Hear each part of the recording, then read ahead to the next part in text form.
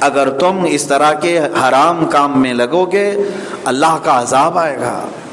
ظاہر سی بات ہے بہت بھیانک سزائیں ہیں ان گناہوں پر، زنا پر، لواطت پر، ہومو سیکسول پر، یہ تمام چیزیں بہت بھیانک عذابات ہیں، سزائیں۔ تو یہ ایک تیزی سے پھیل رہا ہے فتنہ جو خدا کے وجود کا بھی انکار کر رہا ہے۔ اس میں مسلمان بھی ہیں، ہندو بھی ہیں، کرسچن بھی ہیں اور یہودی بھی ہیں، دیگر کئی مذاہب کے چھٹے ہوئے لوگ ہیں جو مذہب بیزار ہیں، وہ سب جمع ہو رہے ہیں ایک پلیٹ فارم پر، اور اپنے آپ کو ایتھیسٹ کہتے ہیں، اس کو شاید یہاں پر ناستک کہتے ہیں۔ ہندوستان میں پنڈت لوگ بھی ان سے ناراض ہیں کہ ان کا بھی دھرم چھوڑ کر کے بیٹھے ہوئے ہیں وہ لوگ، ناستک ان کو کہتے ہیں جو کسی بھی دھرم کو نہیں مانتا۔ انہی میں سے اب ایک نیا فرقہ اور بھی ایک جنم لیا ہے، اگنوسٹک اس کو کہہ رہے ہیں۔ یہ کیا ہے؟ یہ خدا کو تو مانتے ہیں لیکن دین کچھ نہیں ہے، کوئی قانون نہیں ہے، خدا کوئی چلانے والا ہے لیکن نہ اسلام ہے، نہ یہودیزم ہے، نہ کرسچن ہے، یہ کوئی دین دنیا میں نہیں ہے۔ میرے عزیزو، یہ چلتے چلتے فتنہ بہت خطرناک شکل اختیار کر رہا ہے، اور اس فتنے کی جڑ کہاں ہے، کیسے شروع ہوا اور کہاں پھیل رہا ہے؟ پوری کی پوری جڑ اس کی سوشل میڈیا ہے۔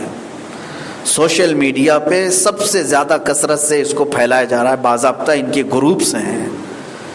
ابھی حیرت ہوئی مجھے آج کی ایک نیوز پڑھ کر کے کہ پاکستان کے پڑوسی ملک میں 10% آبادی ان کی ایتھسٹ ہو چکی ہے۔ 10% کا مطلب ہوا کہ اگر ان کی آبادی 20 کروڑ ہے یا 18 کروڑ ہے تو تقریباً 2 کروڑ لوگ ایتھسٹ ہو چکے ہیں۔ یہ صرف اور صرف چند مہینے یا چند سالوں کی وجہ سے، اور پوری دنیا میں یہ فتنہ بہت کثرت سے پھیلا جا رہا ہے۔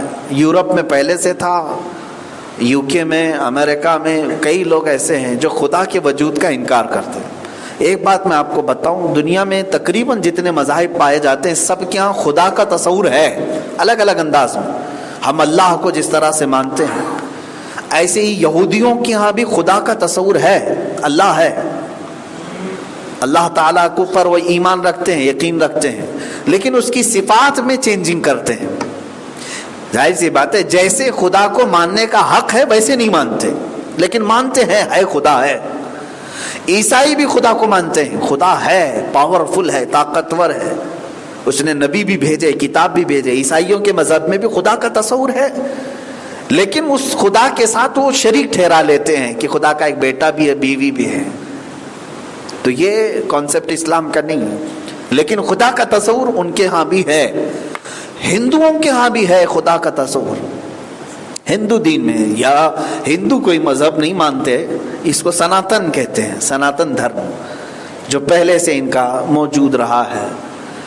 تو سناتن دھرم میں بھی خدا کا تصور موجود ہے، الگ انداز میں ہے، نام الگ ہے اور الگ کیفیت میں مانتے ہیں۔ جو اللہ رب العزت جس طرح سے ہم مانتے ہیں اللہ کو، ہر عیب سے پاک، جسم و جسمانیت سے پاک، مکان و مکانیت سے پاک، اس طرح سے نہیں مانتے، لیکن خدا کا تصور رکھتے ہیں۔ دنیا کے سب مذاہب میں کوئی نہ کوئی خدا کا تصور رکھتے ہیں، اپنا اپنا خدا، ایک خدا ان کے یہاں ہے، ان کے یہاں ہے، فلاں کیا ہے۔ لیکن یہ ڈینجر فرقہ جو ناستک ہے، ملحد ہے یا ایتھسٹ ہے، یہ کسی بھی خدا کو نہیں مانتے، خدا ہے ہی نہیں ان کے ہاں، اور اس کو وہ دلائل سے بھی ثابت کر رہے ہیں اور سائنس کے اعتبار سے چل رہے ہیں، سائنٹیفک طریقے سے وہ مانتے جا رہے ہیں کہ دیکھو سائنس اتنی ترقی کر چکا، اب یہ سب ادیان، یہ سارے مذاہب پرانے ہیں، اور دین جتنا لوگ فالو کر رہے ہیں یہ جھوٹی باتوں پر پھیلا ہوا دین ہے، معاذ اللہ۔ یہ باتیں آئی جھوٹی باتوں پر پھیلا ہوا، اس کو کہہ رہے ہیں یہ دین ہے، اور لوگ اس کو نقل کرتے کرتے چلے آ گئے اور اب تک چل رہا ہے۔ تو اب یہ عقل والے آ گئے جن کو یہ اپنے آپ کو سمجھتے ہیں بڑے 30 مارکہ ہیں، اب ان سے زیادہ عقل کسی کو نہیں ہے، اور یہ سمجھتے ہیں کوئی دین نہیں، کوئی خدا نہیں۔ اب سنیے میرے عزیزو، اس کے متعلق میں انشاءاللہ العزیز پھر تفصیلی گفتگو کروں گا، لیکن آج میں نے یہاں چھیڑ دیا اس بات کو۔ تفسیر میں رب تعالیٰ نے قرآن میں جب یہ اللہ نے فرمایا اس سے بہتر دین کون سا جو اسلام ہے، دین ہے. چلو اب تم قرآن کو بھی نہیں مانتے، اب ثابت کرنا ہے تو قرآن کو بھی نہیں مانیں گے نا، حدیث بھی نہیں مانتے ہم، کوئی کتاب نہیں، نہ بائبل کو ماننا ہے، نہ تلمود کو ماننا ہے، نہ اولڈ ٹیسٹمنٹ، نیو ٹیسٹمنٹ، نہ گیتا، نہ یہ رامائن، کچھ نہیں ماننا ہے ان کو. یہ سب دھارمک چیزیں ہٹاؤ. ان کا کہنا ہے فری طور پر رہو. تو نئے نوجوانوں کو یہ اچھا لگ رہا ہے، کچھ نئے نوجوانوں کو یہ بات اچھی لگ رہی ہے. کیوں اچھی لگ رہی ہے؟ کہ آزادی ہے اس کے اندر، فریڈم، بالکل آزاد ہے نوجوان، جو کرنا ہے کر لے.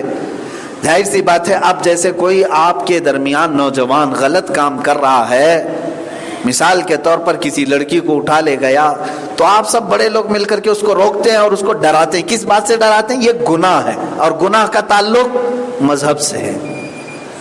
گناہ کہاں سے سیکھا آپ نے؟ نیکی اور گناہ یہ دونوں کانسیپٹ کہاں سے ملے؟ اسلام سے ملے.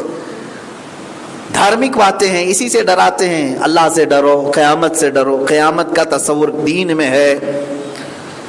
اب کچھ نوجوانوں کو یہ چاہیے کہ ان کو کھلی چھوٹ ملے، کوئی مذہب کی پابندی نہ آئے، کوئی ہمارے اوپر لیبل نہ آئے کہ ہم یہ ہیں تو ہمارا اتنا ہی میدان ہے، ہم اسی میں رہ سکتے ہیں. ان کو آزادی چاہیے. عام طور پر یہ ایتھسٹ وہ لوگ ہوتے ہیں جو اپنی طبیعتوں کے عیاش ہوتے ہیں، ان کو فریڈم چاہیے. کس میں؟ اگر طبیعت چاہے، من چاہے تو شراب بھی پینا چاہے. تم کہاں سے لے کے آ گئے؟ یہ حرام ہے، حلال ہے، یہ سب تمہارا ہے. دنیا میں جو چیز اچھی لگے اس کو لے لو. ان کا یہ ان کی دلیل ہے، جو چیز اچھی لگے اس کو لینے دو. ایتھسٹ یہ کہتے ہیں شراب ان کے لیے کوئی پابندی کی بات نہیں ہے، انسان کی آزادی ہے، وہ چاہے تو پیے چاہے تو نہیں ہے. تم کون ہوتے ہو زبردستی روکنے والے؟ لڑکیاں اچھی لگیں، ان کے ساتھ اگر ہم کو رہنا ہے رہ لیں گے، چھوڑنا ہے چھوڑ دیں گے. یہ تم کہاں نکاح کا تصور لیا ہے، شادی کا خیال لے کر کیا ہے؟ یہ سب بندشیں ہٹا دو. یہ ایتھسٹ کا آزاد خیال، مذہب کی کوئی پابندی نہیں چاہیے. جو مرد کو، کسی لڑکے کو کوئی لڑکی اچھی لگے تو اس کے ساتھ وہ رہ لے گا، مہینہ رہے، 2 مہینہ رہے، چھوڑ دے. تو یہ سب ایتھسٹ آپس میں زانی بھی ہیں، اس کے علاوہ شرابی بھی ہیں، بہت سارے مذہب بیزار عیاش. ان کو یہ بھی چاہیے. LGBT کمیونٹی جو آج ورلڈ میں بہت زیادہ پھیل رہی ہے، ان میں بھی اکثر مذہب بیزار، وہ کسی دین سے لوگ نہیں ہیں. وہ لیزبین، گے اور transgender, homosexual, bisexual, یہ تمام وہ چیزیں ہیں جو انسانیت کے لیے آر ہیں، دھبا ہے. مرد مرد سے اپنی خواہش پوری کرنا چاہتا ہے، عورت عورت کے ساتھ اپنے جسمانی تعلقات قائم کرنا چاہتی ہیں. کچھ عورتیں مرد بننا چاہتی ہیں جنس تبدیل کر کے، یہ ٹرانسجنڈر ہیں. جو اور کچھ مرد ایسے ہیں، عام زبان میں آپ ہجڑا کہتے ہیں، مخنث کہتے ہیں، لیکن اب ایک فیشن بھی ہے کہ کچھ مرد جو ہے اپنے تمام چیزیں بدل کر کے، ہارمونز تک بدلا کر کے، اپنے جسم میں تبدیلی کروا کر کے عورت بننا چاہتے ہیں. سرجری کر کے کئی مرد عورت بن چکے دیکھنے میں، اور کچھ عورتیں اپنے آپ کو مرد بنا رہی ہیں، یہ ٹرانسجنڈر ہو گئے. کچھ فیمیل ہیں، یہ وہ لوگ ہیں، یہ اپنی کمیونٹی بنائے ہیں اور حقوق کے لیے لڑتے ہیں کہ ہمیں مرد سے مرد کی شادی ہونے کی اجازت دی جائے، اور ان کو گورنمنٹ اجازت دے رہی ہے.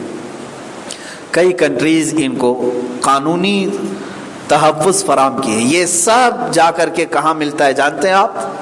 ایتھیزم. کیونکہ ان کو ڈرانے والے یا تو مسلمان ڈرائیں گے، نہ کرو ہومو سیکسول، بہت بڑا گناہ ہے، اگر تم اس طرح کے حرام کام میں لگو گے اللہ کا عذاب آئے گا. ظاہر سی بات ہے بہت بھیانک سزائیں ہیں ان گناہوں پر، زنا پر، لواطت پر، ہومو سیکسول پر، یہ تمام چیزیں بہت بھیانک عذابات ہیں، سزائیں. یا تو مسلمان ڈرائے گا یا پھر کرسچن بھی ڈرائے گا، کیونکہ اس کے دین میں بھی الاؤڈ نہیں ہے، کرسچنوں میں بھی الاؤڈ نہیں ہے. یا تو پھر یہودی ڈرائے گا، یہودی مذہب میں بھی نہیں ہے، جو ان کا قانون ہے، جو ان کے لا ہیں وہ بھی ڈرائے گا. ہندو ڈرائے گا، کیونکہ ان کے یہاں بھی یہ ناپاک چیزیں ہیں. تو جو بھی دھارمک لوگ ہیں وہ یہ کاموں سے ڈرائیں گے. تو ایتھسٹ وہ ہے جو یہ سب مذہبوں کی دیواریں پھلان کر کھلے میدان میں آنا چاہتے ہیں. یہ نوجوان طبقہ آج کثرت سے اس طرف جا رہا ہے، ایتھیزم. بچو اے غیور بندو، اے نوجوانوں، اللہ تعالیٰ نے تمہیں بہت بڑا احسان کیا جو اسلام دیا ہے. بہت بڑا احسان ہے. اس امت میں پیدا ہونے کے لیے پچھلے نبی دعا کیا کرتے تھے. اللہ نے تمہیں بن مانگے اس امت میں پیدا کیا. تو اس کو ٹھکرا کر کے اگر تم آزاد ہونا چاہتے ہو، کتنے دن جی لو گے؟ چلو عیاشی کرنا ہے، زنا کرنا ہے، شراب پینا ہے، تمہیں اپنے جسمانی سکون حاصل کرنا ہے. بتاؤ کتنے سال کرو گے؟ کتنے سال کرو گے؟ 20 سال، 25 سال، 30 سال، 40 سال، کتنے سال کرو گے؟ ایک دن تمہاری جوانی ختم ہونی ہے، ایک دن تمہارے اندر کا جنس ختم ہونا ہے، تمہارا بڑھاپا آئے گا، اور پھر ایک دن وہ بھی آئے گا جب تمہارا نرخرا بج رہا ہوگا، آخری سانسیں اٹک رہی ہوں گی. تم اپنے آخرت کے متعلق سوچو. ایتھیزم، جتنے بھی ایتھیزم کو اپنانا چاہتے ہیں، ملحدین، ایتھسٹ، میں انشاءاللہ دلائل سے بھی بات کروں گا، لیکن آج میں ان سے یہ کہتا ہوں، تم آزادی چاہتے ہو، کوئی مذہب کی پابندی نہیں چاہیے تمہیں، آزاد رہو. لیکن مجھے بتاؤ تمہارے مرنے کے بعد تم جاؤ گے کہاں؟ اس کے بارے میں تمہارا کیا خیال ہے؟ کہاں جاؤ گے؟ کہاں جاؤ گے؟ یہ تو چلو تم آزادی کے لیے سارے دین کی حدیں پھلان کر کے آگے آ گئے. تم کو خدا نہیں چاہیے، رسول نہیں چاہیے، قرآن نہیں چاہیے، کوئی کتاب نہیں چاہیے، تم آ گئے. مجھے یہ بتاؤ تمہاری موت کے بعد تم کہاں جاؤ گے؟ اگر یہ تمہاری ہمیشہ کی جنت ہوتی تو سوچتے، لیکن یہ بھی 20-25 سال کی ہے تمہاری عیاشی. اس کے بعد تو تمہیں زمین کے نیچے آنا ہے، زمین کے نیچے آنا ہی ہے. اب آیتیں پڑھو، اسی پر میں لا کر کے اپنی گفتگو ختم کرتا ہوں. اللہ فرماتا ہے وَلِلَّهِ مَا فِي السَّمَاوَاتِ وَمَا فِي الْأَرْضِ وَكَانَ اللَّهُ بِكُلِّ شَيْءٍ مُحِيطًا. اللہ ہی کا ہے جو کچھ آسمانوں میں ہے، جو کچھ زمین میں ہے، اور ہر چیز پر اللہ ہی کا قابو ہے. تم زمین میں آؤ گے یا پھر اڑ کر کے آسمانوں میں جاؤ گے. چلو ان دونوں میں سے بچنے کے لیے اگر جسم کو مرنے کے بعد کاٹ کے چیل کووں کو کھلاؤ گے تب بھی مولا فرماتا ہے یہ سب پر اللہ ہی کا قابو ہے. تمہاری ایک روح ہے، تمہاری ایک روح ہے، اس کو درد ہوگا اور وہ عذاب کا شکار بنے گی.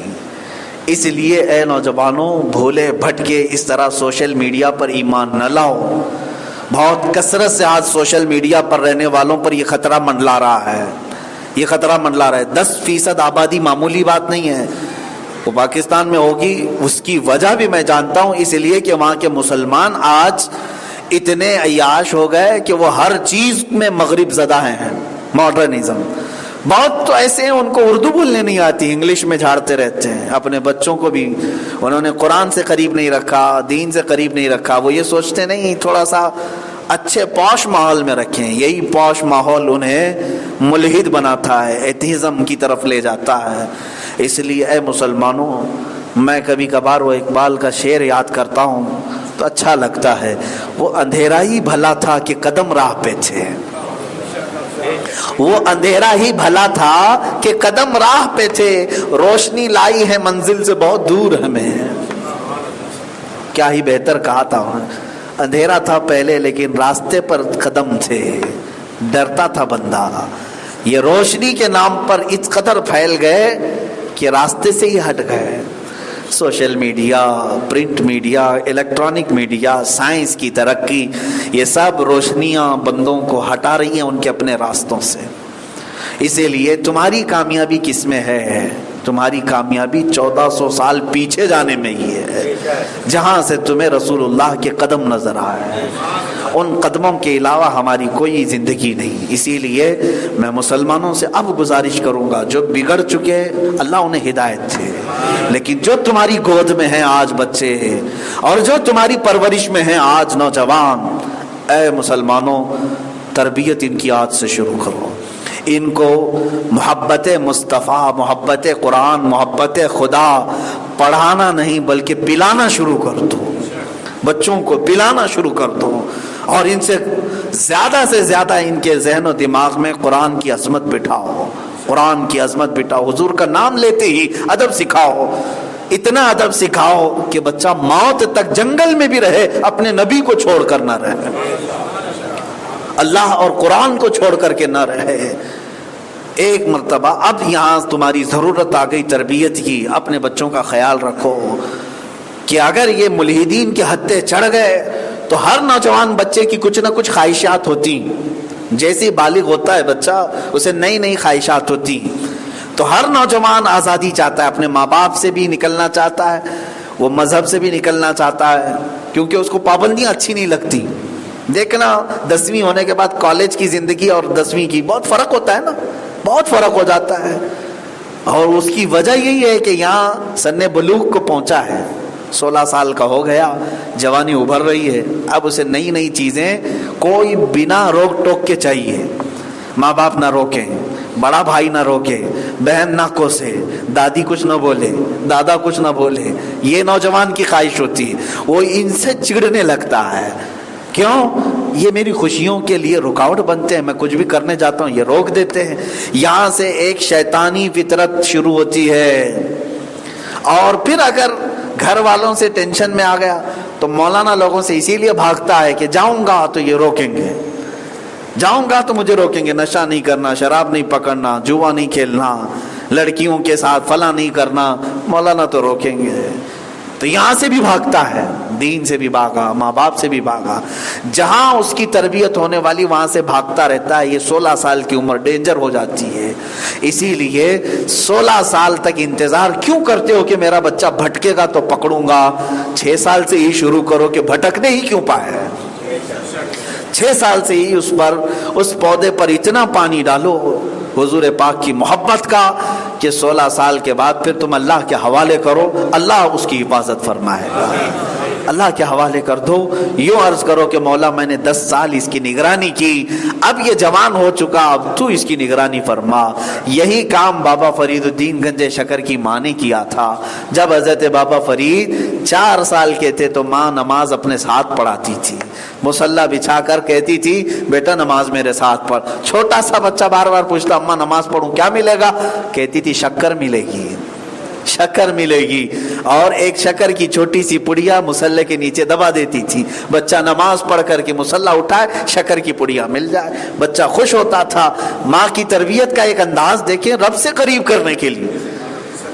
8 سال یا 9 سال کی عمر ہو گئی، شکر تو روز ملتی تھی۔ ایک دن اپنے دوستوں کے ساتھ جنگل میں تھے، ظہر کا وقت ہوا، دوستوں کو بلایا آؤ چلو نماز پڑھتے ہیں، نماز پڑھنے پہ شکر ملتی ہے، نماز پڑھو شکر ملتی ہے۔ ظہر کا وقت ہوا، ادھر ماں گھبرا گئی اور اللہ کی بارگاہ میں یہی دعا کی جو میں نے ابھی کہا، اے اللہ اتنے سال تک تو میں نے نگرانی کی، آج میرا بچہ دور ہے، اگر ابھی وہ ظہر کے وقت میں پڑھ لیا نماز اور اگر اس کو شکر نہیں ملی تو مولا وہ بدزن ہو جائے گا، میں جھوٹی پڑ جاؤں گی، اور تیری محبت میں نے جو اس کو پلائی ہے وہ کم نہ ہونے پائے۔ ماں مصلی بچھا کر دعا کرتی رہی، ادھر وہ اپنے دوستوں کے ساتھ ظہر کی نماز پڑھے۔ اس کے بعد فرماتے ہیں مصلی اٹھایا تو شکر کی پوری کان تھی، وہاں پر پورا ذخیرہ تھا، ذخیرہ تھا، ایک پڑیا نہیں، پورا ذخیرہ شکر کا بھرا ہوا تھا۔ اور اسی لیے فارسی میں گنج کہتے ہیں خزانے کو، اور ان کا لقب ہو گیا گنجے شکر، شکر کا خزانہ ہے یہ۔ فرید الدین گنجے شکر کہتے ہیں کہ یہ پورے شکر کا خزانہ لے بیٹھے ہیں۔ تو میرے عزیزو، اللہ مایوس نہیں کرتا جب ماں باپ اپنے بچوں پر محنت کرتے ہیں اور پھر آخر میں چھوڑ دیتے ہیں اللہ کے حوالے، اے مولا میں نے جو کرنی تھی وہ کر دیا، اب تیرے حوالے۔ رب مایوس نہیں فرمائے گا، تمہارے بچوں کی وہ نگرانی فرمائے گا۔